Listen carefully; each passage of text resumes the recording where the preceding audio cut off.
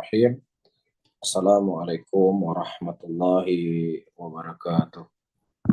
Alhamdulillah, alhamdulillah hamdan katsira thayyiban mubarakan fih, mubarakan alaih kama yuhibbu rabbuna wa yarda. Wa usalli wa usallim ala nabiyina al-karim Muhammadin wa ala alihi wa ashabihi wa man tabi'ahum bi ihsanin ila yaumiddin. Saudara-saudaraku, kaum muslimin dan kaum muslimat rahimani wa rahimakumullah, alhamdulillah Allah Subhanahu wa taala mempertemukan kita kembali di malam hari ini yang sebelumnya kita sudah menyelesaikan membaca ringkasan dari kitab Sifat Salat Nabi Syekh Albani rahimahullah taala, dan untuk menyempurnakan pembahasan terkait salat, ya maka pada malam hari ini kita akan membahas tentang sifat salat Rasulullah Sallallahu Alaihi Wasallam yang terkait dengan salat an-nawafil, ya, atau dikenal juga dengan salat sunnah selain dari 5 waktu, ya, karena ini sebagai penopang, ini sebagai penyempurna dari salat waktu, dari salat 5 waktu yang dilakukan oleh seorang muslim dan seorang muslimah. Dan kita mulai dari halaman yang disebutkan oleh Syekh rahimahullah ta'ala di halaman 6, ya, beliau menyebutkan Bismillahirrahmanirrahim, nawafilus salati, ya, nawafil atau salat sunnah. Setelah beliau memuji kepada Allah Subhanahu wa taala dan berselawat kepada Nabi Muhammad sallallahu alaihi wasallam, kemudian beliau berkata, fa inna Allah Subhanahu wa taala ja'ala lana arkanan fid din yal asasu wal aslu. Itu Allah Subhanahu wa taala menjadikan untuk kita rukun dalam agama ini dan juga menjadikan asas dan pondasi. Dan pondasi ataukah rukun di dalam Islam itu ada 5. Ya, rukun itu adalah kalau misalnya dalam sebuah bangunan dia ada tiang-tiang, yang tiang itu adalah untuk merekat antara satu ruangan dengan ruangan yang lainnya. Ya, maka itu ada 5 perkara dalam agama ini. Ala ra'siha as-salah. Ya, dan juga di antara hal yang terpenting dari 5 perkara tadi adalah salat. Ya, sebagaimana hadis yang datang dari Abdullah bin Umar radhiyallahu taala anhu, di mana Rasulullah sallallahu alaihi wasallam berkata, bunyal Islamu ala khamsin. Islam itu dibangun di atas 5 perkara. Yang pertama, syahada an la ilaha illallah wa anna Muhammad Rasulullah. Yang pertama adalah syahadat yang tidak ada ilah yang berhak disembah kecuali Allah dan Nabi Muhammad sebagai Rasulnya Allah Subhanahu wa taala. Dan kemudian yang kedua, wa iqamis salah, ya, wa iqamis salah wa ita'iz zakah wa hajjil bait wa shaumi ramadan, rawahul Bukhari dan Muslim. Ya, poin yang kedua adalah salat, kemudian yang ketiga mengeluarkan zakat, yang keempat menunaikan haji, yang kelima berpuasa di bulan Ramadan. Nah, Al-Imam Nawawi rahimahullah ketika beliau mengomentari hadis ini, beliau berkata, inna hadzal haditsa aslun azimun fi ma'rifatid din. Ya, dari hadis ini menunjukkan bahwasannya asal yang sangat agung di dalam kita mengenal agama Allah Subhanahu wa taala. Dan agama itu bersandar kepada 5 perkara ini. Yang apabila 5 perkara ini tidak ada pada diri seseorang, ya, maka tidak akan benar seluruh amalan-amalan kebajikan yang lainnya. Dia punya akhlak yang baik kepada manusia, dia suka bersedekah, dia suka membantu orang. Namun ketika tidak ada 5 asal atau 5 pondasi dalam dirinya, maka tidak bermanfaat kebaikan-kebaikan yang lainnya. Ya, sebagaimana kita ketahui ketika Rasulullah SAW meninggal, kemudian mulai ada orang-orang yang mulai murtad, ada orang-orang yang tidak mengeluarkan zakat. Kemudian Abu Bakar Siddiq radhiyallahu taala mengatakan, ya, aku akan memerangi orang-orang yang mereka tidak mengeluarkan zakat. Yang kalau seandainya dulu Nabi Shallallahu Alaihi Wasallam menarik zakat dari mereka, walaupun hanya seutas pengekang kuda, aku akan perangi mereka sampai mereka mengeluarkan zakat. Ya, ini menunjukkan apa? Menunjukkan bahwasannya perkara zakat yang salah satu disebutkan di dalam hadis ini, dalam rukun Islam ini, adalah penguat dari ibadah hal yang lainnya. Ya, sebagaimana juga sholat itu sendiri. Karena disebutkan dalam satu hadis antara sholat dengan zakat. Jadi apa saja yang berlaku pada zakat berlaku pada sholat, apa saja yang berlaku pada sholat maka berlaku pada zakat. Makanya Imam Nawawi rahimahullahu taala beliau berkata, agama Allah Subhanahu wa taala ini agama Islam, ya bersandarkan kepada 5 perkara tadi dan telah dikumpulkan di dalam agama ini dengan 5 rukun tadi. Dan kemudian wa min a'dhami hadil arkan ba'da syahadatain, jadi di antara rukun yang paling agung di dalam 5 rukun tadi setelah 2 syahadat adalah as-shalah. Ya, salat karena dia merupakan tiang agama. Yang kedua, wa awwalu ma yuhasibu 'alaihi al-'abdu yaumil qiyamah. Ya, yang kedua, kenapa salat ini merupakan sesuatu yang sangat penting setelah syahadat? Karena itu merupakan awal yang akan pertama kali Allah Subhanahu wa taala hisab kelak di yaumil qiyamah.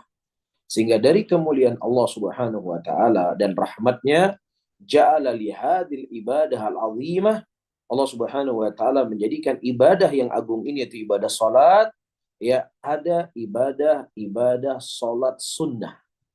Ya, dalam ibadah salat sunnah itu memiliki faidah-faidah yang sangat banyak.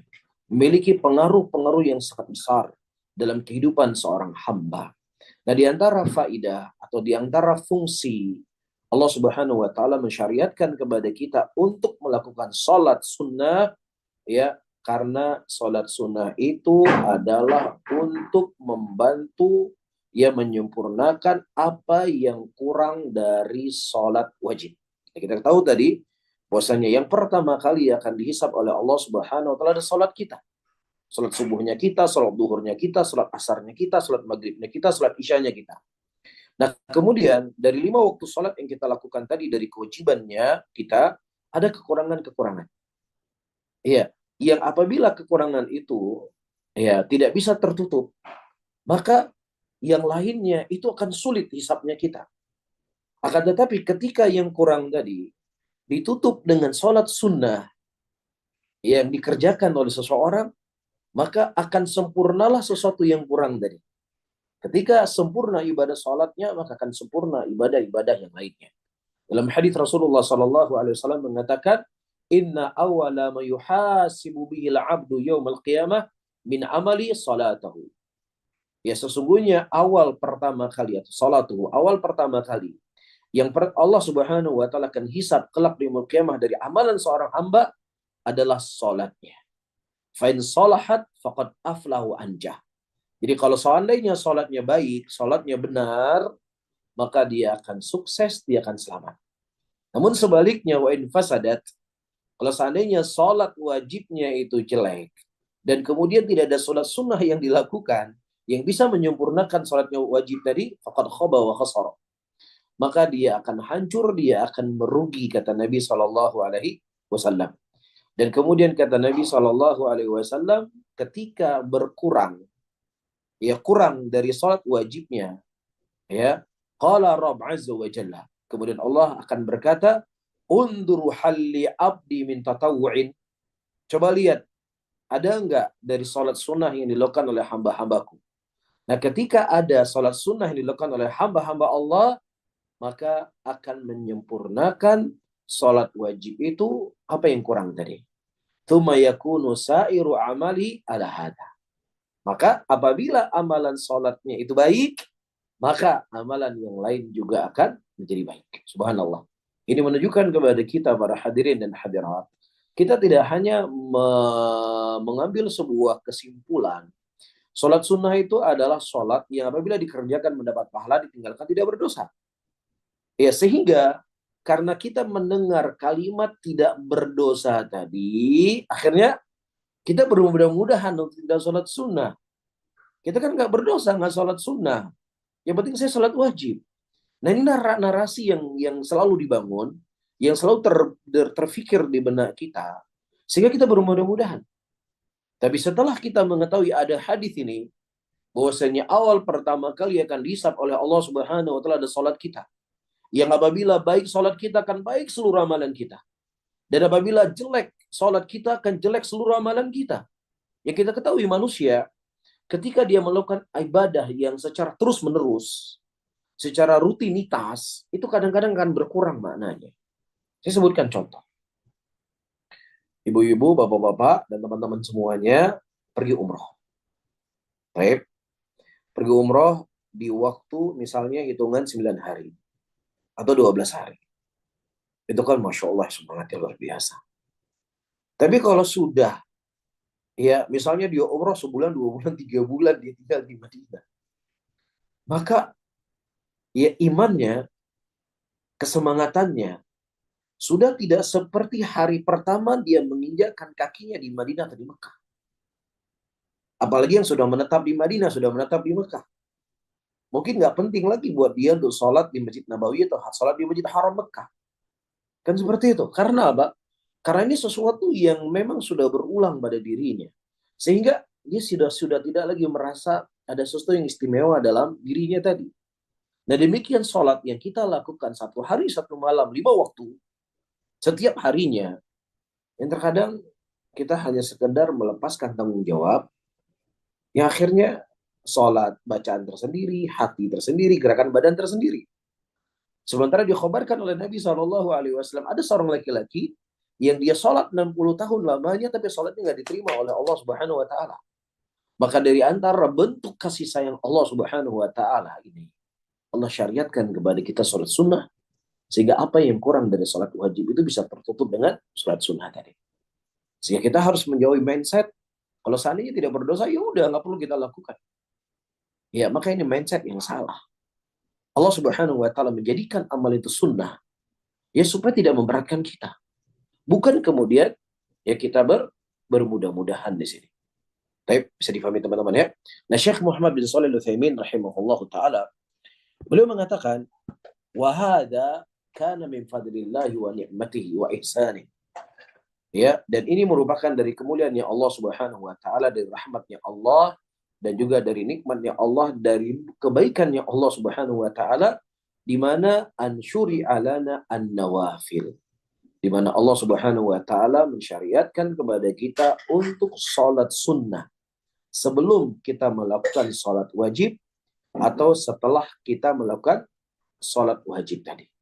Wa fi kulli waqtin illa al-awqat al-munhiya illa al-awqat munhiya anha.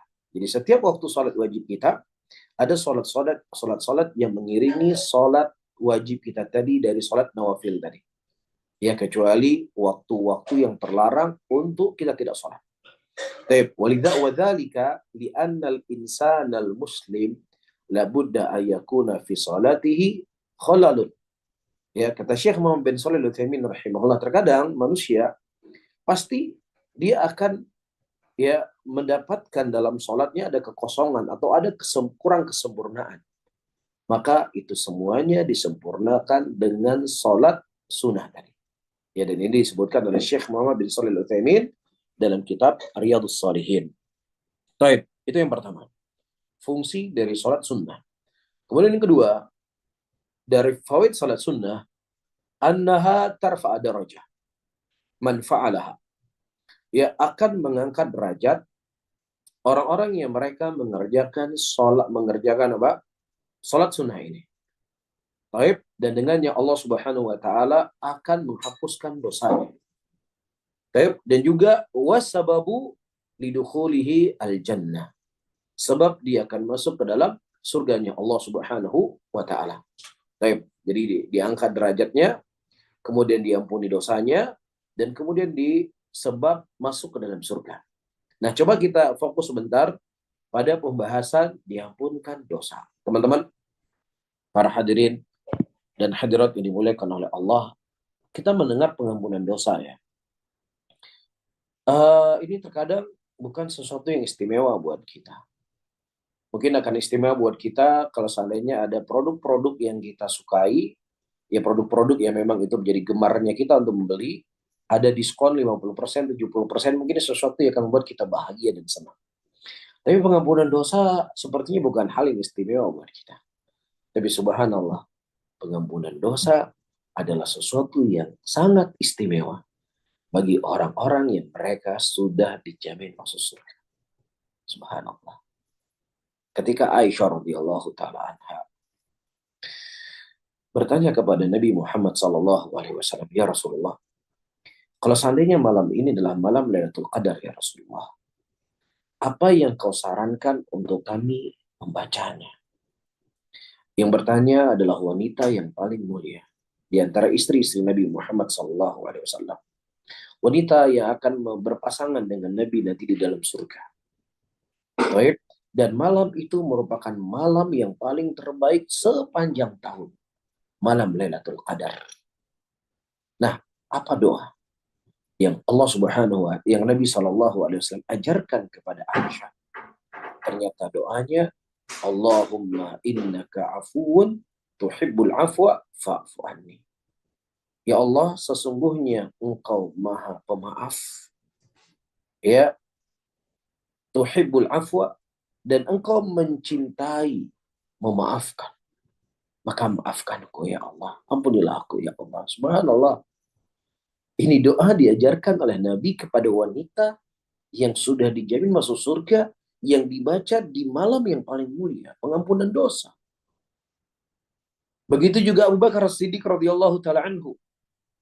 Ketika putri beliau dituduh Aisyah radhiyallahu taala anha sebagai penzina, dan kemudian Allah Subhanahu wa taala menurunkan ayat dari langit ketujuh untuk mensucikan nama Aisyah radhiyallahu taala anha. Ia mensucikan nama Aisyah. Kemudian Abu Bakar Siddiq radhiyallahu taala anhu berkata, aku tidak akan pernah memberikan bantuan lagi kepada Mistah ibn Utsathah ya apa yang telah diucapkan kepada anak saya. Jadi Mistah ibn Utsathah ini adalah saudaranya Abu Bakar Siddiq radhiyallahu taala anhu, dan beliau yang memberikan finansial selama beliau tinggal di Mekah, ya, berhijrah ke Mekah pada waktu itu. Dan beliau pula yang mengucapkan atau ikut terlibat di dalam penuduhan Aisyah radhiyallahu taala anha sebagai wanita pelacur. Kemudian apa yang terjadi? Allah menurunkan ayat dari langit ketujuh. Iya, menegur Abu Bakar Siddiq radhiyallahu taala anhu agar tetap memberikan bantuan kepada Mistah ibn Utsathah dan juga kepada para fuqara, muhajirin dan ansar. Ya, dan memberikan maaf kepada mereka. Dan apa yang Allah tawarkan kepada Abu Bakar Siddiq radhiyallahu taala anhu ketika beliau mau memaafkan Mistah dan orang lainnya, Allah Subhanahu wa taala menawarkan kepada Abu Bakar As-Siddiq pengampunan dosa. Tidakkah kau ingin Abu Bakar As-Siddiq ayaghfirallahu lakum? Allah mengampuni dosa. Kemudian Abu Bakar As-Siddiq tidak berkata, ya Allah, saya ini adalah orang yang sudah dijamin masuk surga. Ya Rasulullah, ya Allah, saya ini bukan pembuat dosa, jadi saya nggak perlu pengampunan dosa. Enggak. Abu Bakar As-Siddiq tidak berkata demikian. Beliau berkata, wallahi, pengampunan dosa lebih aku harapkan. Kalau seandainya Abu Bakar As-Siddiq itu butuh kepada pengampunan dosa, maka saya dan kita semuanya para hadirin dan hadirat lebih butuh lagi pada pengampunan dosa. Dan di antara jalan yang akan mengampuni, memaafkan kita atau terampuni dosa kita adalah sholat sunnah. Ya, sebagaimana hadis yang datang dari Mi'dan ibnu Abi Talhah al-Ya'mari, qala laqaitu Thawban maula Rasulillah sallallahu alaihi wasallam faqultu. Ya, aku bertemu dengan Thawban, ya, bekas budaknya Nabi Muhammad sallallahu alaihi wasallam. Faqultu akhbirni bi amalin, kabarkan kepadaku sebuah amalan yang amalan itu bisa membuatku masuk ke dalam surga. Kemudian ya beliau berkata, qala bi habbil a'mal ilallah, atau amalan yang paling dicintai oleh Allah. Fasakata. Kemudian maulanya Rasulullah Thawban diam, tidak menjawab. Kemudian thumma sa'altuhu, kemudian aku menanya kembali. Ya, dan kemudian beliau juga diam. Thumma sa'altu thalitha, ketiga kalinya aku bertanya. Kemudian Thawban baru menjawab, sa'altu andalik Rasulullah sallallahu alaihi wasallam. Aku pernah bertanya itu kepada Nabi Muhammad sallallahu alaihi wasallam. Sebelum saya membaca hadisnya, teman-teman semuanya, ada faidah yang bisa kita petik di sini. Maula Thawban, maulanya Rasulullah sallallahu alaihi wasallam, seorang sahabat. Ya, ketika ditanya sesuatu, beliau tidak terburu-buru menjawab. Tidak terburu-buru menjawab. Ya, beliau benar-benar memastikan bahwasanya hafalan yang beliau dengar itu benar-benar dari Nabi SAW. Tidak ada kekurangannya, tidak ada kesalahannya, tidak ada kekeliruannya. Ya, makanya sebagian para ulama dalam buku adab, mereka menyebutkan, ketika ada sebuah pertanyaan diajukan kepada seorang guru, dan kemudian guru itu belum menjawab, maka jangan dipaksa untuk menjawab. Ya bisa saja si guru ditanya sebuah soal, dia lupa dengan jawabannya, atau dia tidak tahu, atau dia sedang berpikir, ini kira-kira ada masalah nggak saya jawab pertanyaan ini kalau dia bertanya kepada saya. Atau mungkin dia punya kesibukan yang lainnya. Ya, maka orang yang menjawab itu punya adab, dan yang bertanya juga harus punya adab, karena ini adalah agama. Baik, dan kemudian beliau mengatakan, alaika bikathratis sujud lillah. Hendaknya engkau banyak bersujud kepada Allah Subhanahu wa taala. Fa innaka la tasjudu lillahi sajadatan illa rafa'akallahu biha darajah. Dan tidaklah engkau sujud kepada Allah dengan satu kali sujud, kecuali Allah akan mengangkat engkau, ya, Allah akan meninggikan derajatmu, dan Allah Subhanahu wa taala akan mengampuni dosa-dosa. Subhanallah. Hadisnya diriwayatkan oleh Imam Ahmad dan juga diriwayatkan oleh Imam Muslim rahimahullahu taala, ya, dan juga datang dari jalan yang lainnya. Baik, ini yang kedua. Kemudian yang ketiga, para hadirin dan hadirat yang dimuliakan oleh Allah, apa poin atau keutamaan dari sholat sunnah? Di antaranya annaha sababun li mahabbatillahi lil abdi. Ya, itu akan menjadi sebab kecintaannya Allah Subhanahu wa taala kepada seorang hamba. Idza taqarraba biha. Ketika hamba itu mendekatkan dirinya kepada Allah dengan salat sunnah tadi, Allah akan mencintainya. Dalam sebuah hadis qudsi diriwayatkan oleh Imam Bukhari dan Imam Bukhari rahimahullahu taala, di mana Allah berkata, la yazalu 'abdi yataqarrabu ilayya bin nawafil hatta uhibbah. Ya, dan terus menerus hambaku, ya, dia mendekatkan diri kepadaku dengan salat-salat sunnah sampai aku mencintainya. Fa idza ahbabtuhu, nah ketika aku sudah mencintai hamba tadi, maka aku akan menjadi pendengarannya alladzi yusma' bih. Apa yang menjadi pendengarannya itu menjadi apa yang didengar. Ya, maksudnya apa? Allah Subhanahu wa taala akan menolongnya, Allah akan mencintainya, Allah akan menguatkan dia. Ya, Allah akan menjadikan dirinya sebagai penolong untuk hamba tadi. Karena apa? Cintanya Allah kepada hamba tadi karena hamba tadi mendekatkan dirinya kepada Allah Subhanahu wa taala. Maka disebutkan di sini fanawafilu babun azimun. Ya, maka nawafil ini merupakan bab yang sangat agung. Ya, ini bab yang sangat agung. Dan ini merupakan perlombaan, medan sibak, medan perlombaan. Ya, liman barada wa sara'a lil khairat. Siapa yang ingin berlomba-lomba dan mendapatkan kebaikan. Nas'alullaha al-karima min fadli. Dan aku memohon kepada Allah Subhanahu wa taala yang mulia dari keagungannya. Subhanallah. Jadi kalau seandainya ada perlombaan, ya, untuk mendapatkan kebaikan akhirat, maka perlombaan itu ada pada amalan-amalan sunnah. Baik, sebagaimana disebutkan oleh Syekh di sini, rahimahullah taala. Wa fawaid hadhihi nawafil katsirah. Ya, dan faidah-faidah dari salat sunnah itu sangat banyak sekali. Ya, dan kita di sini hanya menyebutkan beberapa perkara saja. Ya, karena apa? Karena tentunya untuk ringkasan, karena ini bukan kitab mutawwal, bukan kitab yang panjang, ini kitab yang ringkas. Jadi hanya disebutkan beberapa perkara saja yang mudah-mudahan yaitu bisa memberikan manfaat dan menggetarkan hati kita agar kita bisa bersemangat dan tidak bermudah-mudahan untuk meninggalkan sholat sunnah tadi. Baik.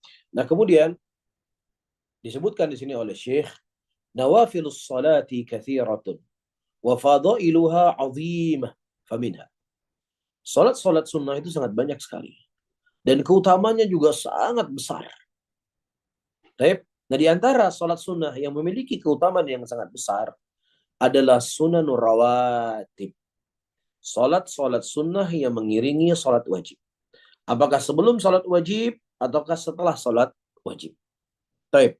Datang hadis dari Ummu Habibah, Ummul Mukminin radhiyallahu taala anha, Qala sami'tu Rasulullah sallallahu alaihi wasallam yaqul, aku mendengar Nabi sallallahu alaihi wasallam mengatakan, "Ma min abdin muslimin yusalli lillahi kana yaum kullu yaumin lillahi ka kulli taib.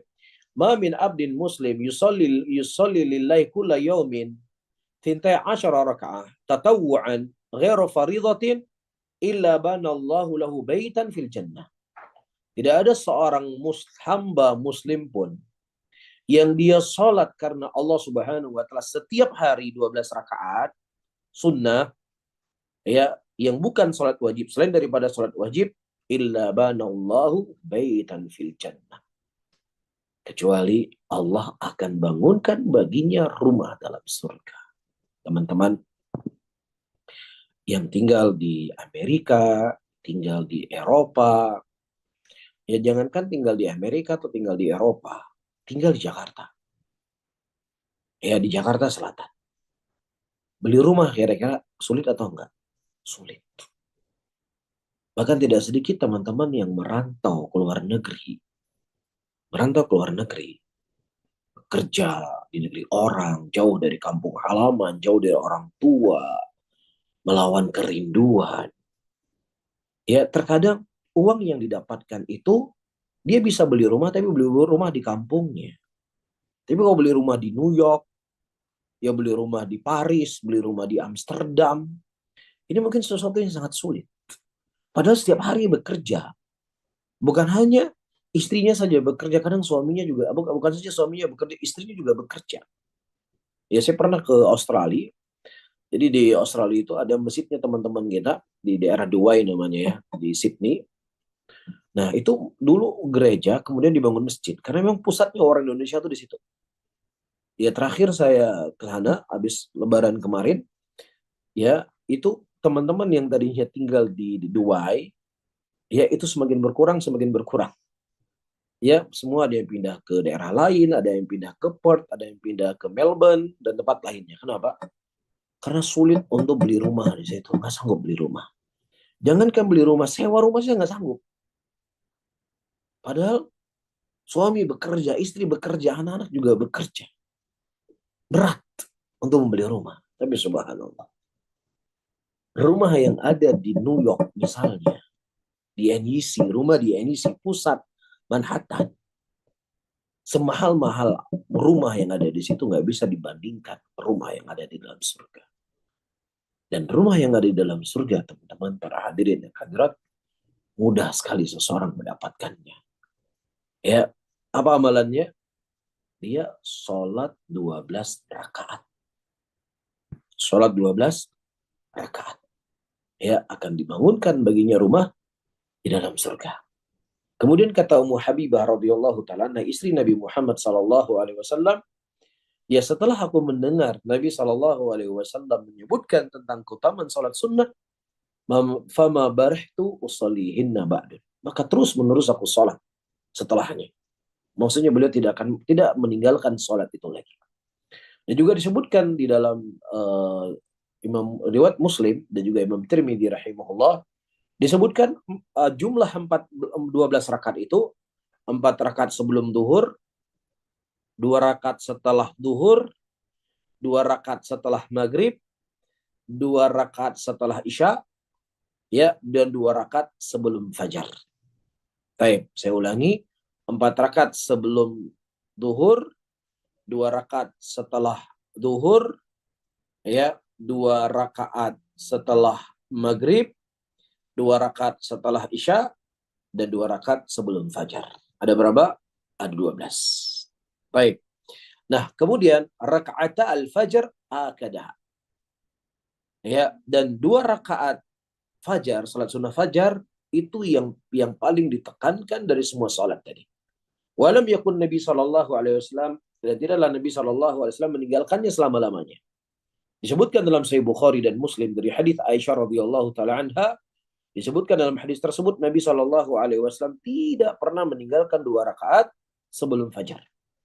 Taib, yakni rakaatil fajar, yaitu 2 rakaat salat fajar. Taib.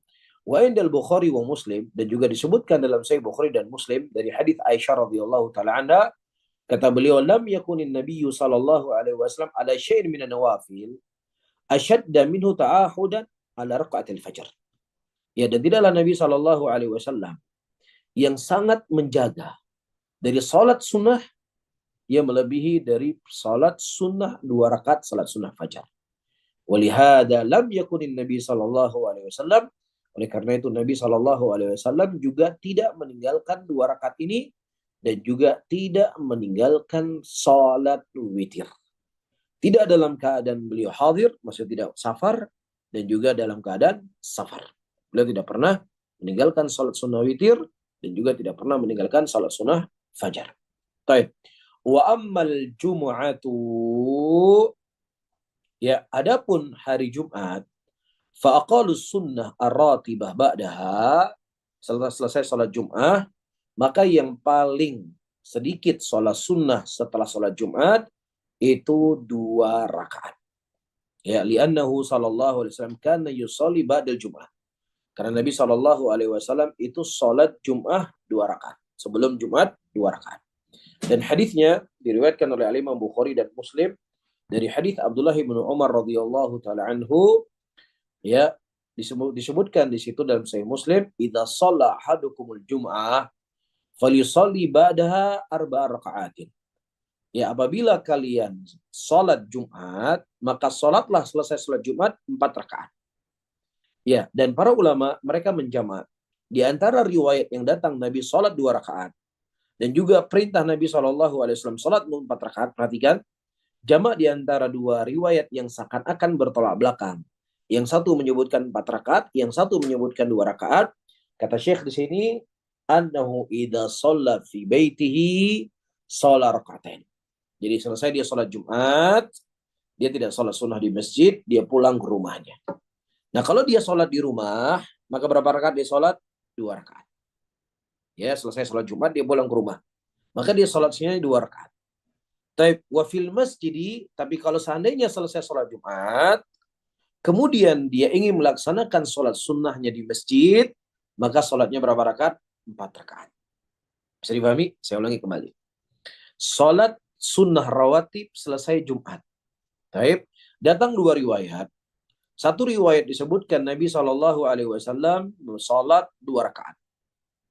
Datang riwayat Nabi Shallallahu Alaihi Wasallam memerintahkan salat 4 rakaat. Nah, para ulama menjamak di antara 2 riwayat ini. Kalau seandainya seseorang salat sunnah rawatib selesai salat Jumat di rumahnya, dia salat 2 rakaat.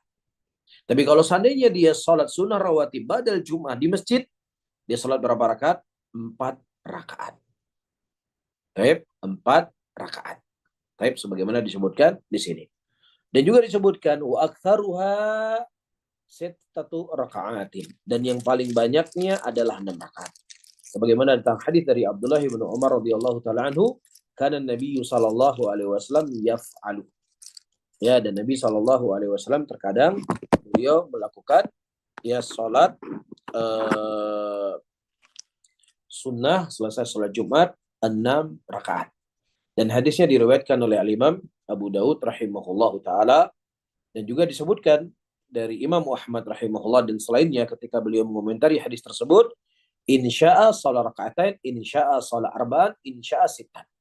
Kata Imam Ahmad, kalau seandainya dia pun ingin salat di masjid 2 rakaat selesai salat, nggak ada masalah. Dia ingin salat 4 rakaat juga ada masalah. Dan dia ingin salat 6 rakaat juga nggak masalah. Fa'ayyuha fa'ala dzalika fa'hasan. Dan mana saja yang dilakukan, apakah 2 rakaat, apakah 4 rakaat atau 6 rakaat, maka itu baik. Ya, wal kul kana yaf'aluhu sallallahu alaihi wasallam, dan semuanya itu dilakukan oleh Nabi sallallahu alaihi wasallam. Baik, kelar ya kita ya. Salat sunnah rawatib. Disebutkan dalam satu hadis, salat sunnah rawatib ada 12 rakaat. Baik. Dan juga disebutkan hadis bersendirian, yaitu salat Jumat. Salat ba'dal Jum'ah.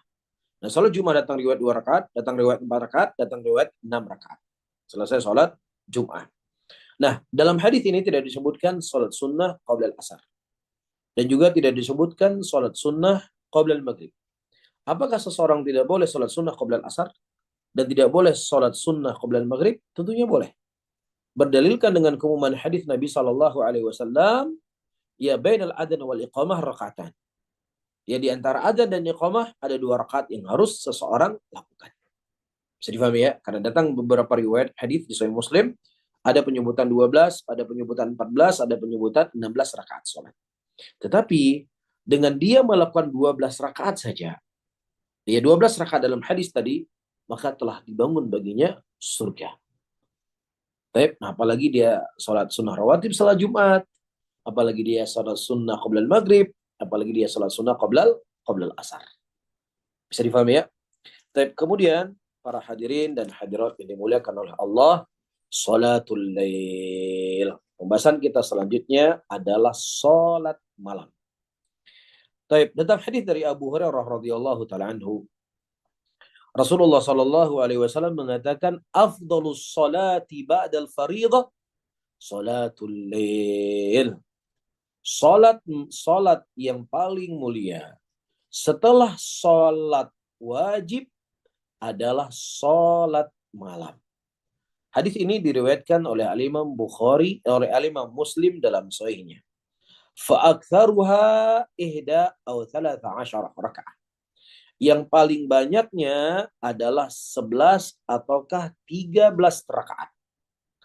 Yang paling sedikitnya 1 rakaat. Subhanallah. Jadi kalau seandainya seseorang tidak mampu sholat 13 rakaat atau 11 rakaat, maka minimal dia sholat 1 rakaat. Dan yang paling rendah kesempurnaannya 3. Jadi kalau 1 itu sudah sangat malas. Tapi kalau 3 ya yang paling bawah kesempurnaannya. Tapi yang paling sempurna berapa rakaat? 11 sampai 13 rakaat. Datang hadis dari Aisyah radhiyallahu taala anha, di mana beliau berkata, maka Rasulullah sallallahu alaihi wasallam yazid fi Ramadan wala fi ghairihi ala 11 rakaat. Nabi sallallahu alaihi wasallam ya tidaklah menambah pada salat malamnya, apakah di bulan Ramadan atau selain dari bulan Ramadan, lebih dari 11 rakaat. Hadis ini diriwayatkan oleh Imam Bukhari dan Imam Muslim. Dan juga datang riwayat dalam kitab Sahihain 13 rakaat. Disebutkan 11 rakaat dan juga disebutkan dari riwayat yang lainnya 13 rakaat. Ini riwayat yang datang dari Aisyah. Waqila, ada yang mengatakan dari kalangan para ulama, tidak ada batasannya. Tidak ada batasan berapa rakaat seseorang melakukan sholat malam. Disebutkan oleh Qadhi bin Iyad rahimahullah, wala khilafa annahu laysa dhalika had wala yuzadu alaihi wala yanqusu minhu wa anna salata al-lail min at-ta'at allati kullama zada fiha zada al-ajr. Tidak ada khilaf, ya, tidak ada di sana batasan, ya, tidak ditambah dan juga tidak dikurangi, tidak ada batasannya, ya. Tetapi sholatul lail bagian dari ketaatan yang apabila dia menambah, jadi nggak ada batasannya berapa, 11, 13, 15, 17, 20, 21, 31, tidak ada batasannya. Tetapi kata beliau, anna salatal lail min at-ta'at allati kullama zada fiha zada al-ajr. Ya, salat malam adalah bagian dari ketaatan. Setiap dia menambah dari jumlah rakaatnya, maka akan menambah pahala untuknya.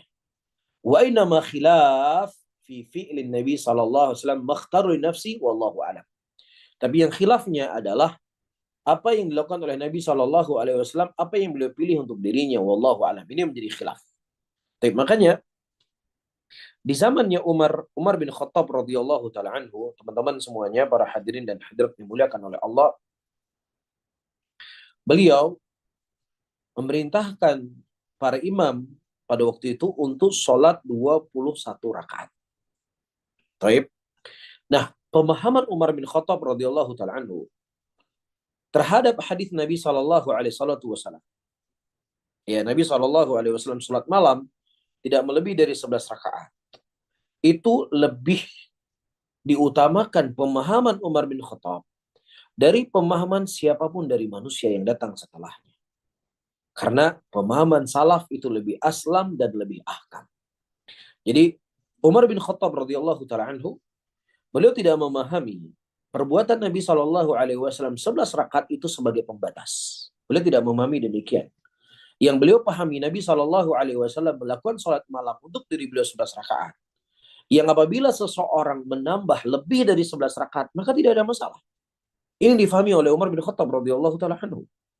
Taib. Dan kemudian para hadirin dan hadirat, seseorang tidak bisa kemudian beralasan ya untuk bisa menambah-nambah atau mengurangi yang lain dari amalan yang lain dengan hadis ini, nggak bisa. Ya karena Anda pertama tidak selevel dengan levelnya Abu Bakar dengan Umar bin Khattab. Yang kedua, pemahaman Anda tidak sehebat dengan pemahaman Umar bin Khattab.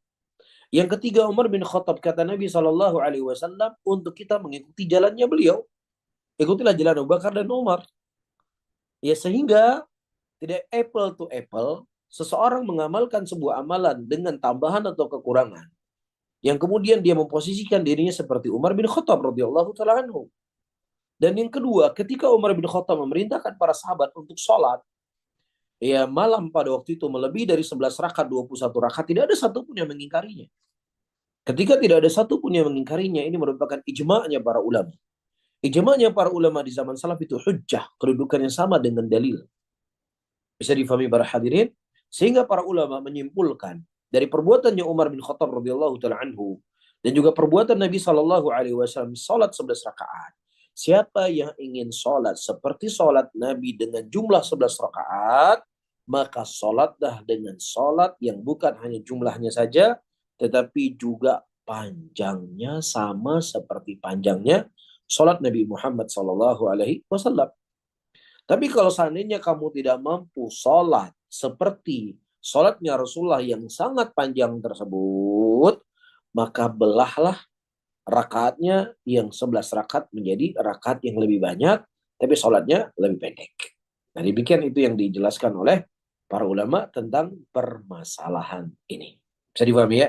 Demikian yang diterangkan dari sebagian ulama. Kemudian berkata sebagian para ulama yang kita sebutkan tadi, inna ya sesungguhnya panjangnya qiraah ya dan juga di sini panjangnya qiraah ya dengan tentunya dengan rakaat yang pendek.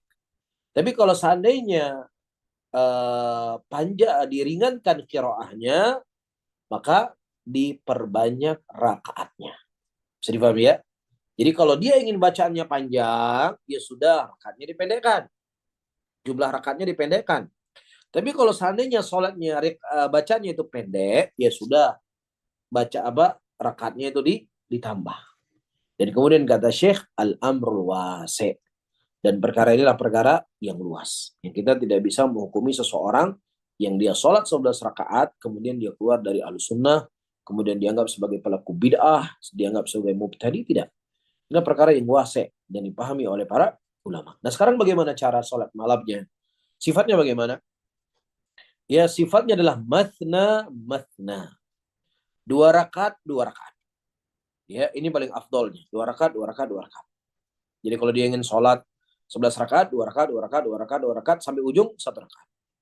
Datang hadis dari Ibnu Umar radhiyallahu taala anhuma, qala Rasulullah sallallahu alaihi wasallam, salatul lail, salat malam itu adalah mathna mathna.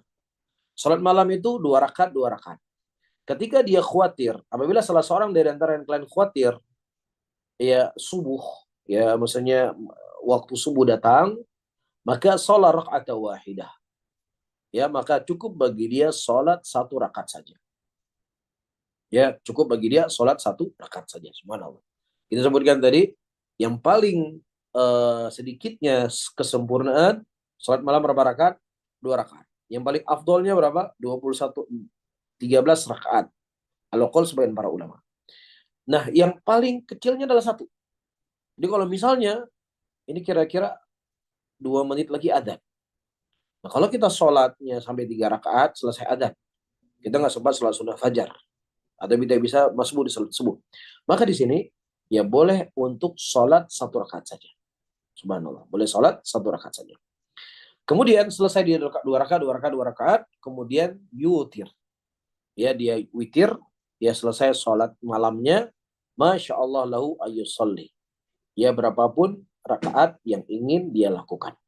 Datang hadis dari Ibnu Umar radhiyallahu taala anhu, di mana Nabi SAW mengatakan, ij'alu akhir salatikum minal lail witra. Jadikanlah akhir salat malamnya kalian dengan salat witir. Ya, berapa jumlah rakaatnya tidak ada batasan, berapapun yang ingin dia lakukan. Nah, kemudian kapan waktu salat malam?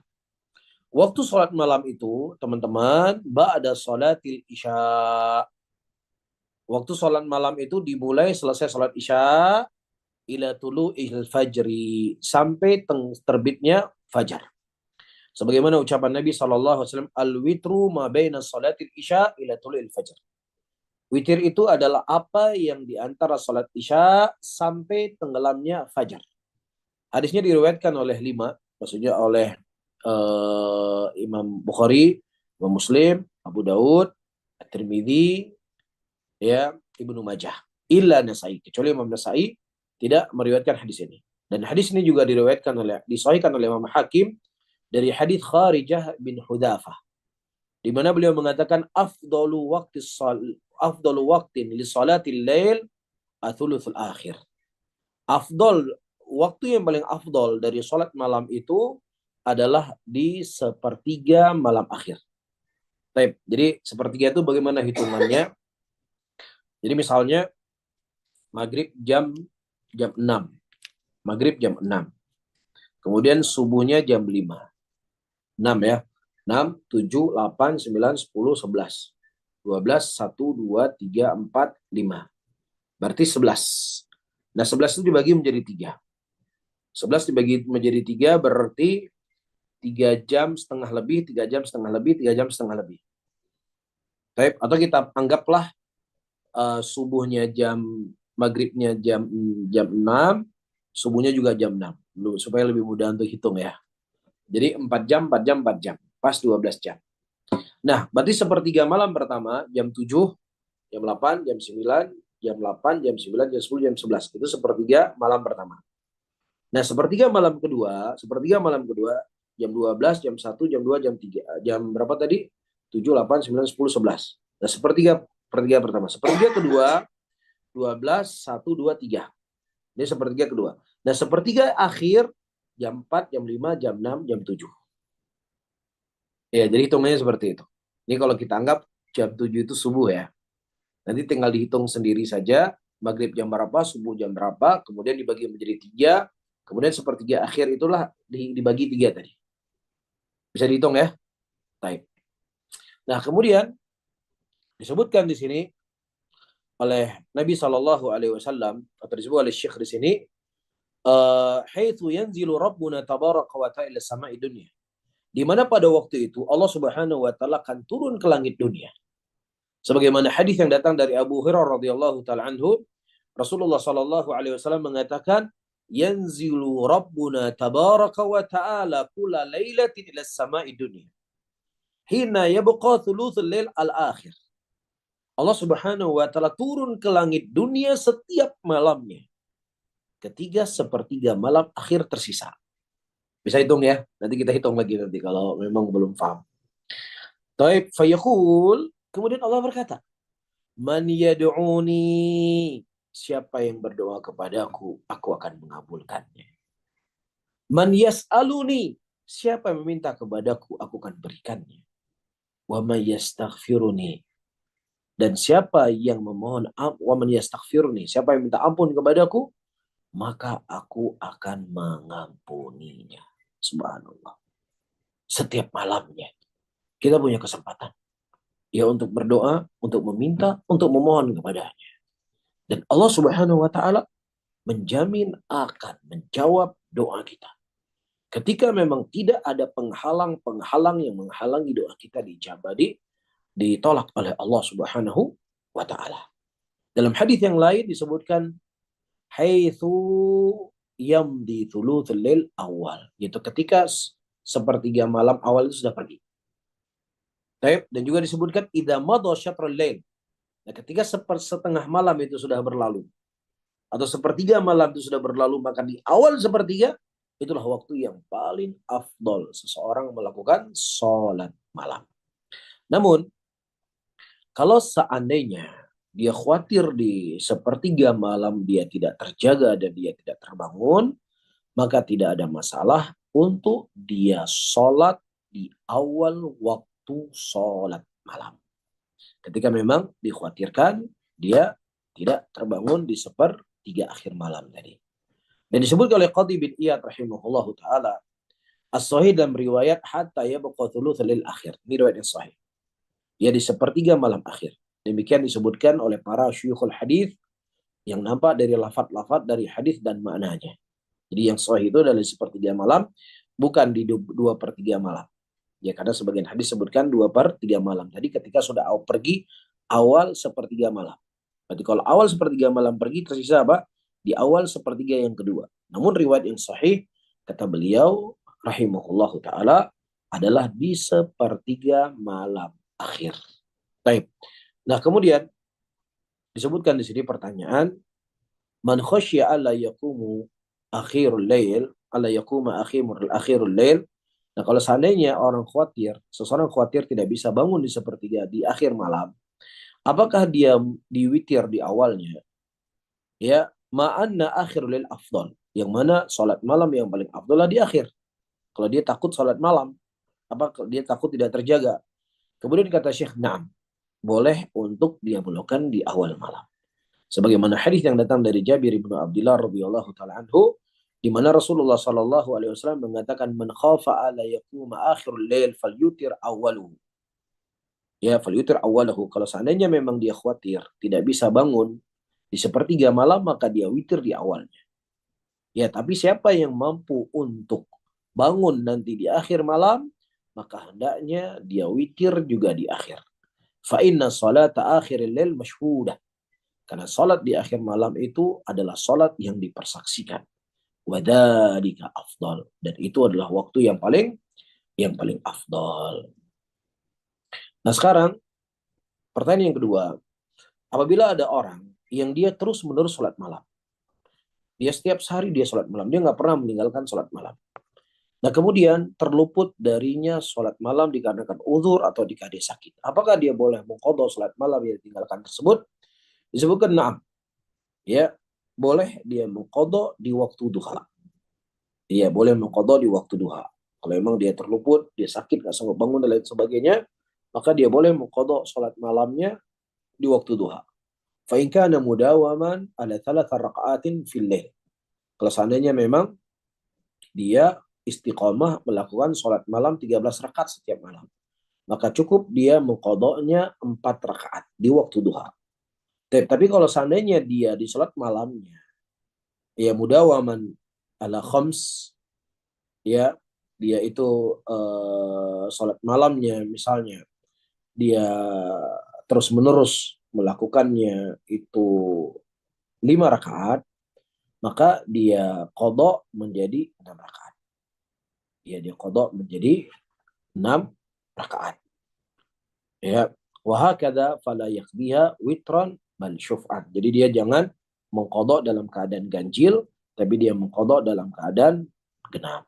Ya, dan sebuah hadis diriwayatkan dari Aisyah radhiyallahu taala anha, di mana Nabi Allah ketika beliau salat dengan salat yang beliau suka untuk terus-menerus beliau melakukannya, dan apabila mendatangi beliau ngantuk ataukah beliau sakit untuk tidak bisa salat malam, maka Nabi Shallallahu Alaihi Wasallam sholat di siangnya sebanyak 12 rakaat tadi.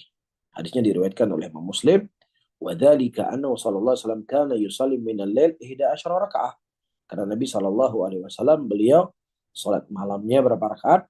Ya 11 rakaat. Dan beliau mengqadhanya di pagi hari menjadi 12 rakaat. Jadi maksudnya tidak dilakukan, jadi gini, tadi kan kita sebutkan, dia sholat malamnya biasanya 5 rakaat. Dia seringnya 5 rakaat. Ya, dia istiqomah 5 rakaat. Nah ketika dia mengqadha berapa rakaat dia lakukan? Dia lakukan 6 rakaat. Karena harus sholatnya itu harus genap, nggak boleh ganjil. Nah, kalau misalnya dia sholat malamnya itu yang sering dia lakukan, misalnya ya 3 rakaat, sholat malam dia lakukan 3 rakaat, malamnya dia lakukan 3 rakaat, misalnya tiap malam 3 rakaat, 3 rakaat, 3 rakaat. Nah, kalau dia mau qadha di waktu duha, dia sholatnya 4 rakaat, itu maksudnya. Nah, kalau seandainya dia misalnya sholat malam 7 rakaat, setiap malam 7 rakaat, 7 rakaat, kemudian dia tidak melakukannya. Berapa rakaat dia sholat duhanya? Dia qadha 8 rakaat. Nah, kalau seandainya dia misalnya tiap malam melakukan 13 rakaat, kemudian dia sakit dan dia mengqadha, berapa rakaat dia harus dia qadha? Bukan kewajiban ya harusnya. Tapi kalau dia yang minum qadha, dia qadha 14 rakaat. Bisa difahami ya? Itu maksudnya. Wallahu a'lam bishawab. Insyaallah pada pertemuan yang akan datang kita masuk salat duha. Alhamdulillah malam ini kita selesaikan salat malam dan salat rawatib. Wallahu taala a'lam bishawab. Barakallahu fikum.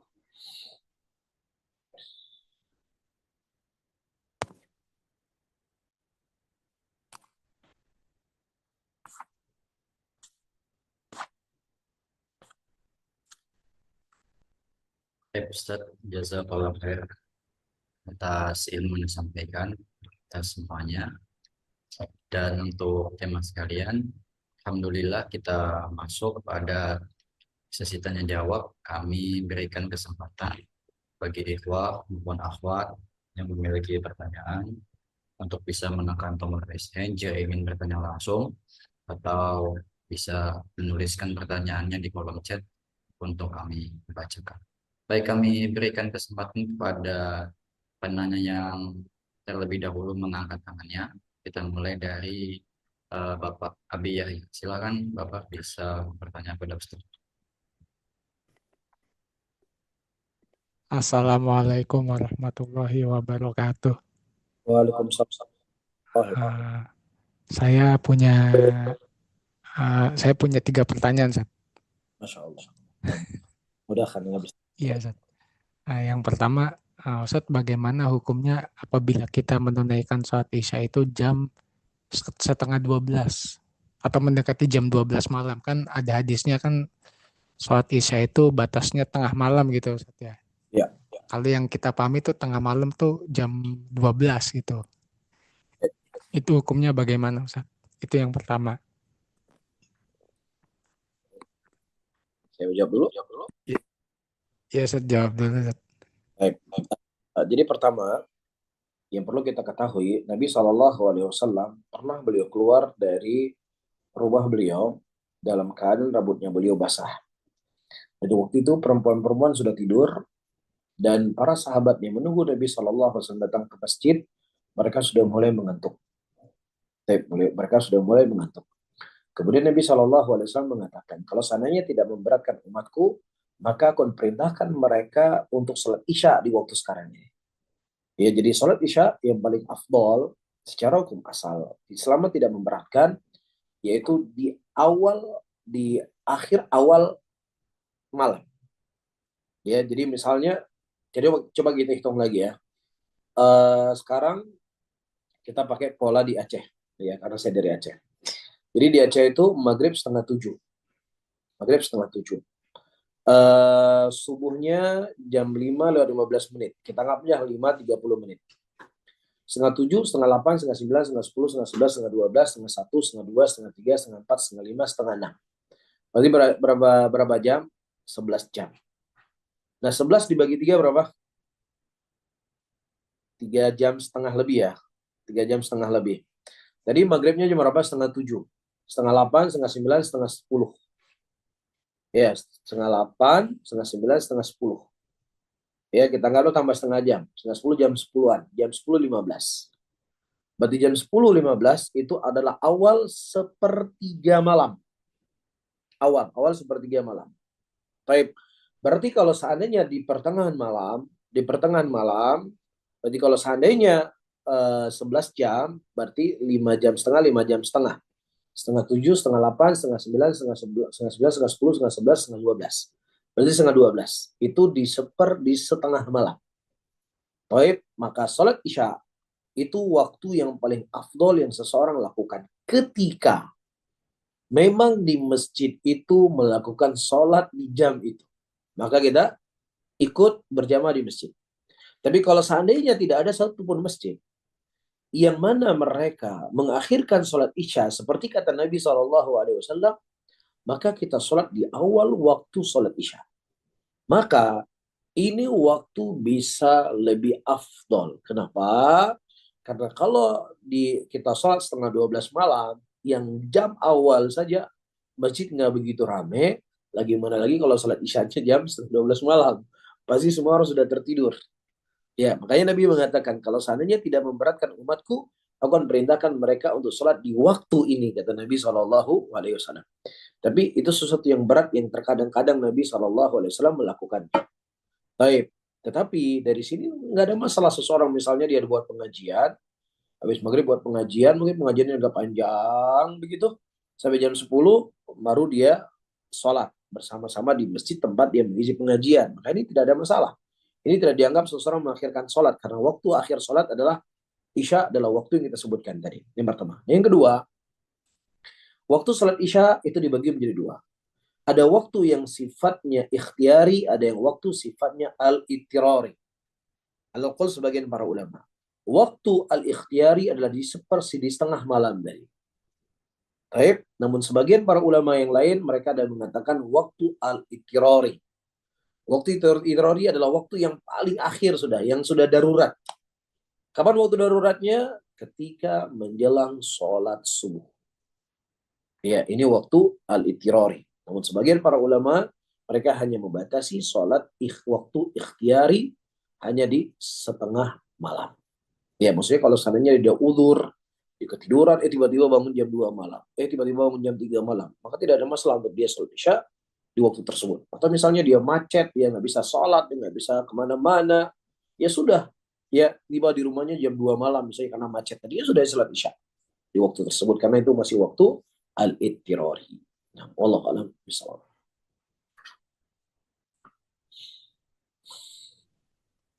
Pertanyaan kedua, Ustaz. Nah. Yang ini yang kedua, Ustaz, pertanyaannya, Ustaz. Silakan. Oh, ya. Bagaimana hukum sholat menggunakan baju yang yang agak basah gitu, Ustaz? Kita kan habis mencuci terus bajunya belum kering gitu, jadi kita keringkan dengan alat gitu, Ustaz. Dengan alat tapi masih agak-agak basah, agak demek gitu. Itu gimana, Ustaz, hukumnya, Ustaz? Apa sah atau tidak? Untuk sholat. Iya, Ustaz. Nah, saya tidak mengetahui yang melarang kita sholat menggunakan baju kering. Jadi tidak ada dalil salah ini. Kalau memang tidak ada dalil salah ini, ya maka tidak orang dia dalam keadaan bajunya itu kering. Ya, namun ini pertanyaan. Kalau seandainya memakai baju akan membuat dia sakit, buat dia demam, apalagi mungkin di musim dingin, maka dalam kondisi seperti ini seseorang tidak boleh la darra wala dirar. Tidak boleh dia memudaratkan dirinya dan tidak boleh dia memudaratkan orang lain. Tapi kalau seandainya pertanyaannya adalah, ya bajunya itulah baju ternajis, baju najis, kena najis semuanya bajunya. Dan kemudian baju itu sudah dicuci. Ketika sudah dicuci, maka sudah akan hilang najis tersebut dengan disiram air tadi. Iya, dan kemudian ketika baju itu belum kering, ya selama memang najisnya itu sudah terhilang dikarenakan siraman air yang mencuci baju tersebut, maka al-hukmu yaduru bil illah, hukum itu berputar pada illah. Ketika memang ada najis, ketika memang najis itu memang sudah tidak ada dengan dibasuh dengan air, ya walaupun dia belum kering, maka selama najis itu sudah hilang, maka baju itu bersih dan suci dan bisa digunakan untuk sholat. Wallahu a'lam. Abu Naufal Haris. Nah. Syukurun, jazakallahu khairan. Wassalamualaikum warahmatullahi wabarakatuh. Assalamualaikum warahmatullahi wabarakatuh.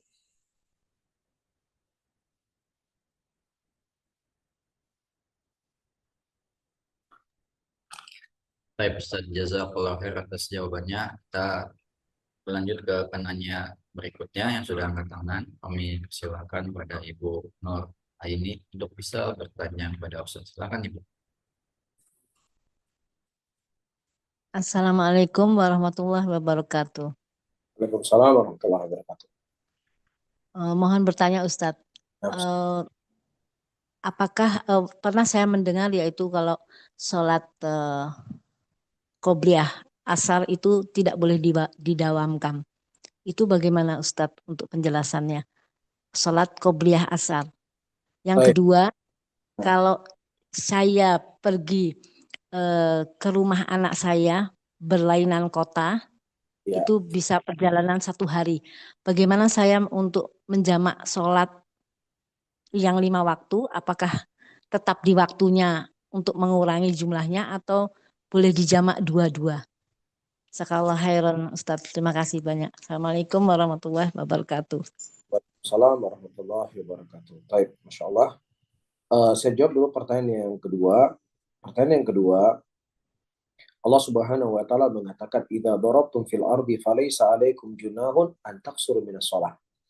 Apabila seseorang itu mulai melakukan perjalanan safar, maka tidak ada masalah bagi dia untuk meringkas sholatnya. Oke, meringkas sholatnya. Nah, sholat yang diringkas itu adalah sholat duhur, sholat asar, dan sholat isya. Sholat yang 4 rakaat diringkas menjadi 2 rakaat. Adapun sholat maghrib yang tidak 3 rakaat tidak diringkas menjadi 1 rakaat setengah. Dan juga subuh tidak diringkas menjadi 1 rakaat. Jadi diringkas itu adalah sholat isya, sholat asar, dan sholat duhur. Baik, ini yang pertama. Kemudian yang kedua, apakah boleh bagi dia untuk menjamak? Menjamak sholat itu antara sholat siang dengan siang dan sholat malam dengan malam. Apa maksudnya sholat siang dengan siang, sholat malam dengan malam? Dia menjamak antara sholat zuhur dengan sholat asar. Dia menjamak antara sholat maghrib dengan sholat isya. Dia tidak boleh menjamak antara asar dengan maghrib. Tidak boleh.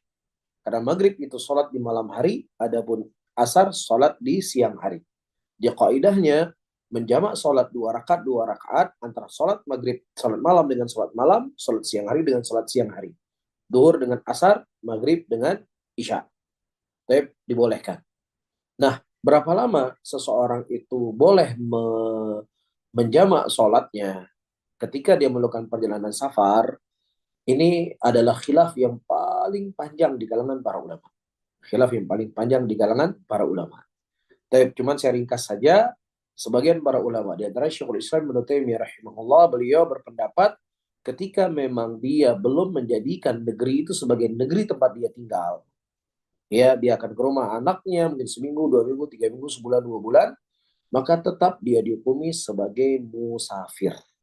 Tetap dihukumi sebagai musafir. Nah, kalau dia dihukumi sebagai musafir, maka masih bisa dia untuk menjamak sholatnya dan meringkas sholatnya. Kecuali ketika ibu misalnya, yang bertanya pergi ke masjid, ingin sholat misalnya ada kajian di masjid di waktu zuhur misalnya. Nah kemudian ibu sholat zuhur bersama imam. Berapa rakaat sholatnya? Tetap harus ikut imam 4 rakaat. Jadi jangan ibu di 2 rakaat duduk kemudian salam. Nggak boleh. Dia tetap mengikuti 4 rakaat dengan imam. Tapi kalau dia sholat sendiri tidak bermakmum dengan imam yang muqim, tidak ada masalah untuk dia sholat 2 rakaat. Baik, 2 rakaat duhur, 2 rakaat asar, dan 2 rakaat sholat isya. Nah, wallahu ta'ala alam bisawab. Nah, kemudian soal yang pertama tadi, mohon maaf, Afwan, saya lupa. Coba diulang lagi, Ibu Nur Aini. Untuk sholat qobliyah asar, Oh, taib. itu Nah, boleh. Terus. Taib. Dari hadis yang kita baca tadi, para hadirin dan hadirat, sholat maktub, sholat rawatib, itu 12 rakaat. Dalam hadis tersebut, dalam riwayat tersebut tidak disebutkan apa? Tidak disebutkan sholat qobliyah asar. Tapi disebutkan dalam hadis yang lain. Ya, hadis yang lain disebutkan ya baina adzan wal iqamah rakaatan. Antara adzan dengan iqamah itu 2 rakaat. Ya, dan itu hadisnya hukumnya adalah umum. Dalam semua ada adzan dan iqamah, maka seseorang itu sholat berapa rakaat? 2 rakaat di situ. Tapi sholat 2 rakaat di situ. Iya. Apa itu misalnya? Sholat sunnah, qobliyah, asar. Nah, hukum asal sebuah perintah atau sebuah anjuran itu terus menerus.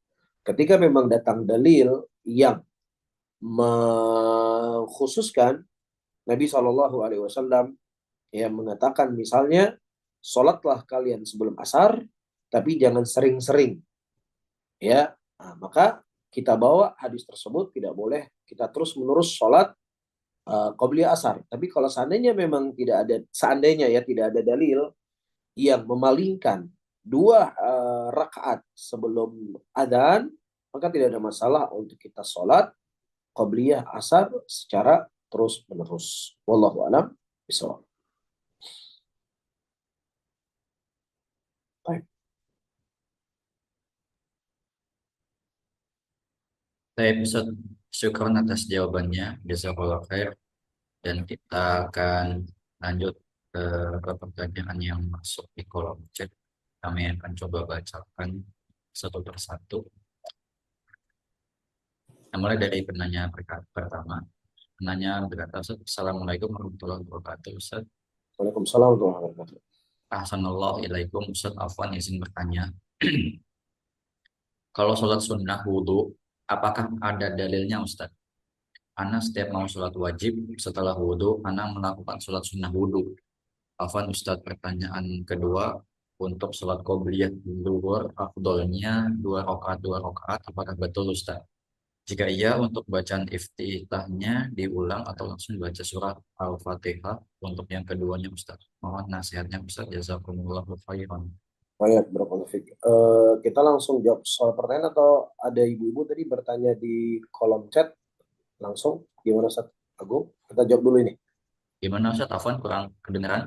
Ada yang bertanya di yang tunjuk tangan? Atau kita, Satu persatu saja Ustaz, yang ini dulu. Nanti kita berikan kesempatan lagi buat yang nanya langsung. type. Nah, coba disebutkan awal dari kalimat awal sholat pertanyaan. Tapi Ustaz, apakah ada dalil untuk sholat sunnah wudhu Ustaz? Type, cukup. Nah, ada hadis di mana Bilal bin Abi Rabah radhiyallahu taala anhu, beliau terdengar terompah ya sendal beliau di dalam surga.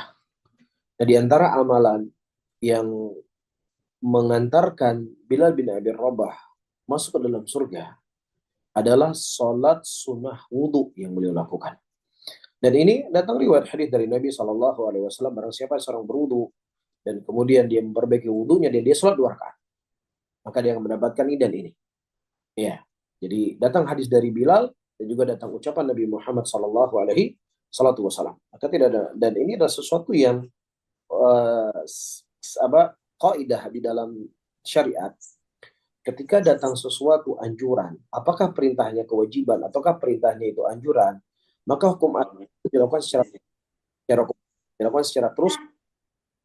Kalau memang datang yang memalingkan bahwasanya hanya cukup sekali, nah, maka kita lakukan sekali.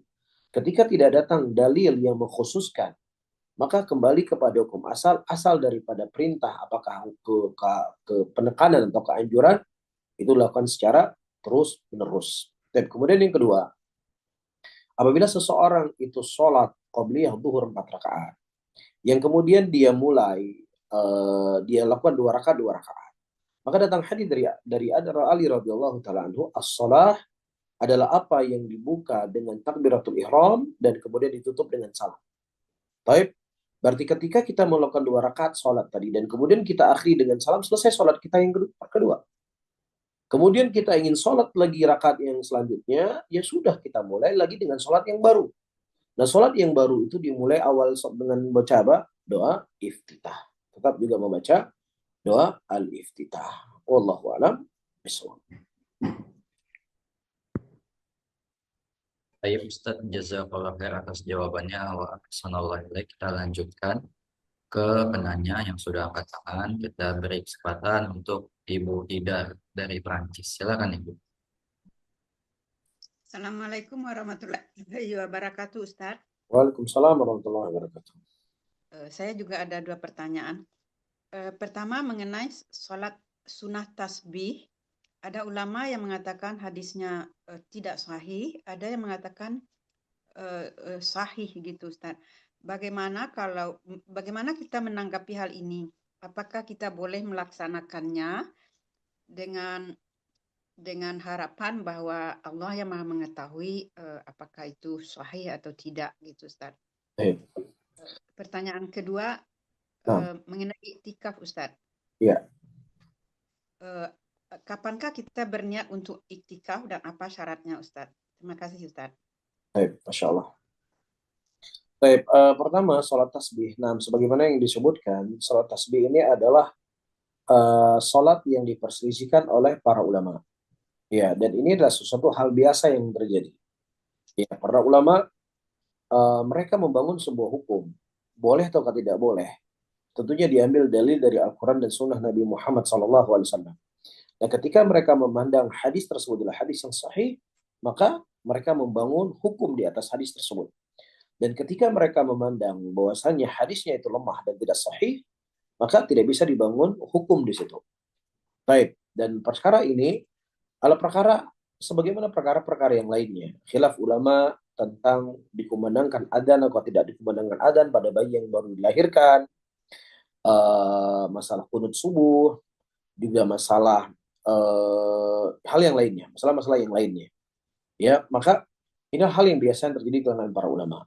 Nah, ketika memang seseorang dia punya seorang guru dan kemudian dia yakin dengan gurunya tersebut karena dia belajar dengan guru tadi, ya karena dia tidak bisa memahami ini hadisnya dari sisi mana, dhaifnya dari sisi mana, soalnya nggak ngerti dia kaidah-kaidah ilmu hadis. Ya sudah dia taklid dengan orang yang memang dia bisa percaya. Baik dalam bab ini. Dia taklid kepada orang yang memang dia yakini. Ya tempat dia belajar, tempat dia berguru, dan lain sebagainya. Selama memang itu guru-guru kita yang berjalan di atas akidah Ahlussunnah wal Jamaah. Yang pertama. Kemudian yang kedua, hal yang mungkin perlu diluruskan. Para ulama yang mensahihkan hadis atau yang mendhaifkan hadis, dan kita konsentrasi pada ulama yang mensahihkan hadis, sepengetahuan yang saya ketahui, tidak menyebutkan sholat tasbih itu dikhususkan di malam nisfu Sya'ban. Nah, ini jadi masalahnya. Baik, setelah mereka berselisih sahih atau tidak sahih hadis tersebut, yang sahih mereka mengamalkan. Dan kemudian ada orang-orang yang mereka mengkhususkan sholat tasbih di malam nisfu Sya'ban. Kemudian dia mengumpulkan manusia dan dia sholat berjamaah di malam tersebut, terus-menerus dia lakukan. Maka ini sesuatu dihukumi oleh para ulama ada perbuatan bid'ah. Perbuatan bid'ah ketika memang dikhususkan di malam nisfu Sya'ban. Tapi kalau dia melakukan selain malam tersebut, tidak mengkhususkan pada malam-malam tertentu, dia kapan punya kesempatan dia melakukan, tidak ada masalah. Ya kalau memang dia beranggapan dari gurunya bahwasanya hadis tersebut adalah hadis yang sahih. Wallahu a'lam bishawab. Kemudian yang kedua, mohon maaf Ibu, apa soal yang kedua tadi? Sedikit aja kalimatnya biar saya ingat.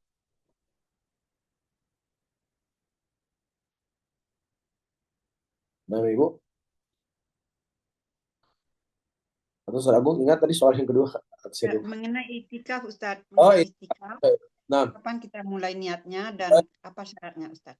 nah, ketika kita masuk ke dalam masjid, ya, kemudian misalnya kita sholat maghrib dan kemudian kita menunggu sampai sholat isya, kita lihat di situ saya ingin beriktikaf di masjid, menunggu di masjid sampai sholat isya, maka itu sudah dianggap kita beriktikaf. Karena di sana para ulama mengatakan tidak ada batasan waktu berapa lama ya kita berniat untuk iktikaf, berapa lama, waktunya berapa lama. Walaupun misalnya hanya 10 menit kita duduk di masjid, ingin baca Quran, ingin berzikir, ingin berdoa, maka itu sudah dianggap untuk berniat iktikaf. Ya. Dan tentunya sebaik-baik iktikaf adalah iktikaf yang dilakukan di 10 malam akhir bulan Ramadan, yang paling afdolnya dia iktikaf 10 hari 10 malam. Tapi di hari-hari yang lainnya tidak ada masalah untuk dia juga beriktikaf. Dia sambil duduk di masjid menunggu salat isya, dia mendengar kajian, ini juga mendapatkan pahala iktikaf. Jadi niatnya setelah berada di dalam masjid ya Ustaz? Iya, jadi kalau misalnya Ibu mau berangkat ke masjid dari rumah, ya saya ini ingin menunggu dari sholat duhur sampai sholat asar saya di masjid. Ya, dan saya ingin duduk di masjid, saya ingin menetap diri di masjid. Maka itu sudah cukup niat untuk beriktikaf. Tapi kalau tadi misalnya, Ibu misalnya pergi ke masjid sholat duhur, di umroh nih misalnya, kemudian ingin niatnya ingin pulang. Tapi pas sampai masjid, udahlah males lah siap pulang. Nanti juga puasa misalnya, juga mungkin, udahlah di masjid, saya tenang di masjid. Kemudian dia niat, setelah sebelumnya dia tidak punya niat juga tidak ada masalah. Ya, jadi nggak mesti harus niat, harus niat dari rumah ketika akan berangkat ke masjid. Tapi ketika memang dia tidak ada keperluan lagi di rumah atau ke hotelnya ketika dia umrah, kemudian dia niat untuk beriktikaf di waktu itu juga tidak ada masalah. Wallahu a'lam. Jazakallah khairan Ustaz. Oh iya, barakallahu fiik. Tapi Ustaz, jazakallah khair atas jawaban Ustaz. Kita lanjutkan ke pertanyaan di kolom chat. Ada pertanyaan dari penanya kedua di sini. Penanya mengatakan, Assalamualaikum. Afwan Ustaz, apakah jumlah rakaat lail ganjil itu termasuk sholat witir? Dan apabila witir dilakukan sebelum tidur, bagaimana hukumnya? Baik, nah, tidak ada masalah seseorang melakukan sholat witir sebelum tidur kalau seandainya dia khawatirkan dia tidak bangun malam nanti. Baik, dan kalau seandainya dia bangun nanti malam, ya dia kemudian sholat malam, maka tidak perlu lagi dia tutup dengan sholat witirnya. Karena Nabi SAW mengatakan tidak ada witir, tidak ada dua witir dalam satu malam. Jadi witir itu cukup sekali. Nah, wallahu a'lam bishawab.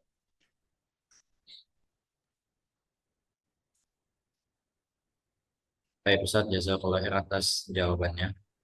Kita lanjut ke pertanyaan berikutnya dari penanya yang ketiga. Penanya mengatakan, ada dua pertanyaan Ustaz di sini. Kita coba baca satu-satu saja Ustaz. Assalamualaikum warahmatullahi wabarakatuh. Warahmatullahi wabarakatuh. Izin Ustaz bertanya, bagaimana jika kita bangun sholat subuh kesiangan, apakah masih bisa sholat sunnah qobliyah subuh? Baik, Masya Allah, dalam sebuah hadis disebutkan dalam Sahih Muslim, Nabi SAW pada saat itu melakukan perjalanan panjang, ya, dan karena terlalu lelahnya Rasulullah SAW pada waktu itu, sampai beliau tertidur dan kemudian dibangunkan oleh Umar bin Khattab radhiyallahu taala anhu. Kalau saya tidak salah pada waktu itu dibangun Umar bin Khattab dalam keadaan matahari itu sudah naik, matahari sudah terbit, matahari sudah kelihatan. Nah, kemudian apa yang dilakukan oleh Nabi SAW? Nabi pada waktu itu beliau berpindah tempat tidur dan kemudian beliau berwudu, ya, dan kemudian beliau sholat sunnah fajar 2 rakaat dan kemudian beliau sholat subuh. Sehingga dengan hadis Nabi SAW ini, seseorang yang dia ketiduran, ya, dan kemudian dia bangun, dia tetap juga melakukan sholat sunnah fajar dan kemudian dia sholat subuh, sebagaimana perbuatan Nabi SAW. Wallahu a'lam bishawab.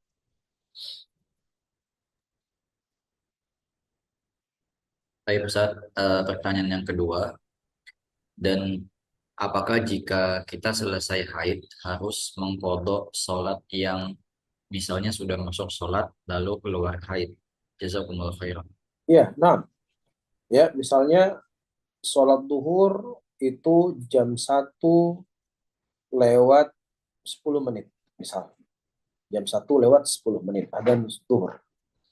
Nah, kemudian si ibu haidnya jam 1 lewat 30 menit. Jadi dia, karena perempuan dia nggak ke masjid misalnya, ya sudah dia menunggu, tiba-tiba ketika dia akan berwudu, tiba-tiba keluar haid. Ya, keluar haid. Dan haidnya itu keluar setelah masuk waktu sholat duhur. Maka ketika dia suci, dia wajib untuk mengqadha sholat duhur di waktu dia haid tadi. Wallahu a'lam bishawab. Baik Ustaz, jazakallah khair atas jawabannya. Kami masih berikan kesempatan bagi ikhwah dan akhwat yang ingin bertanya kepada Ustaz. Masih kami persilakan jika masih ada. Ya, ada dari Bapak Tarmizi, silakan Bapak. Baik, alhamdulillah. Jazakallah khairan Pak Ustadz atas materinya. Ini agak sedikit panjang mungkin ilustrasinya begini Pak Ustadz. Pernah ketemu, kita datang memang masbuk begitu kondisinya. Jadi ada satu orang yang tidak berdirinya itu tidak terlalu dekat dengan jamaah yang lain gitu. Tapi kalau kita masuk juga nggak bisa masuk gitu.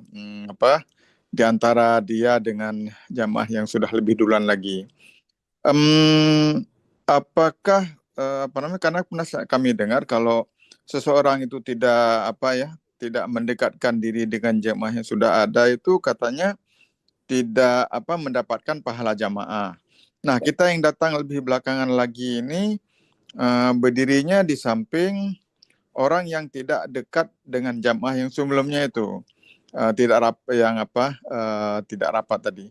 Nah, apakah dengan kita sudah bergabung dengan orang yang terakhir ini itu sudah menjadi jamaah yang dihitung mendapatkan salat berjamaah, atau bagaimana ini hukumnya Pak Ustadz?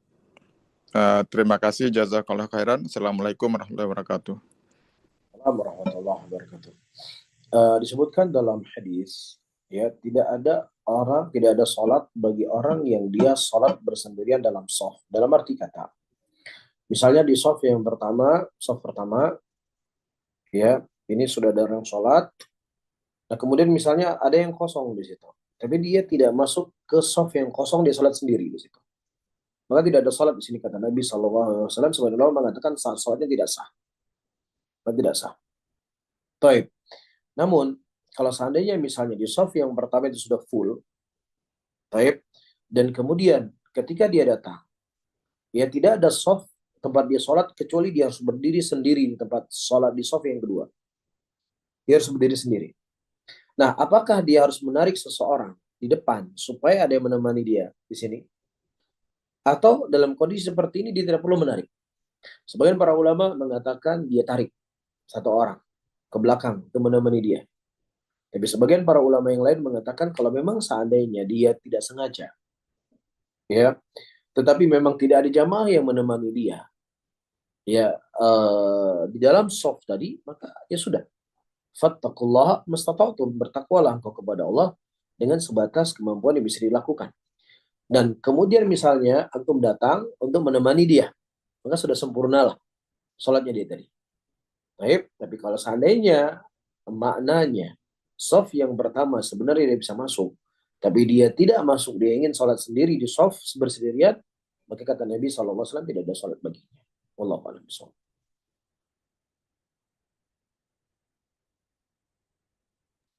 Baik, jazakallah khairan Ustaz atas jawabannya. Mungkin masih ada yang ingin bertanya lagi, masih boleh. Jika masih ada. Siapa ya? Tidak ada ya. Tidak ada ya. Baik. Ustaz, mungkin ada kalimat terakhir yang ingin disampaikan sebagai penutup. Jika silakan. Barakallahu fikum, Ustaz Agung. Ya, mudah-mudahan apa yang kita baca dari hadis-hadis Nabi kita Muhammad SAW tentang keutamaan salat sunnah, yang kita menyadari bahwasanya salat wajib kita banyak sekali kekurangannya. Ya, kadang kurang khusyuk, ya kadang kurang tenang dalam kita sholat, terkadang kita sholatnya buru-buru, atau terkadang kita sholat terlalu banyak kita pikirkan dalam sholat kita, apalagi kadang-kadang kita sholat sudah mepet-mepet, waktu koma sehingga lari ke masjid, kemudian sampai masjid sambil menahan nafas. Tentunya ini banyak sekali hal yang kurang dalam sholat kita. Maka semaksimal mungkin, ya setelah kita mendengar pengajian ini, kita lebih semangat lagi untuk melakukan sholat sunnah kita, ya agar bisa mengurangi ya hal-hal yang kurang dari sholat wajib tadi. Barakallahu fikum. Wafikum barakallah, jazakallah khairan Ustaz atas semua nasihatnya. Semoga Allah bisa memberikan pemahaman untuk kita semua dan bisa memberikan kemudahan dalam pengamalan apa yang kita dapat.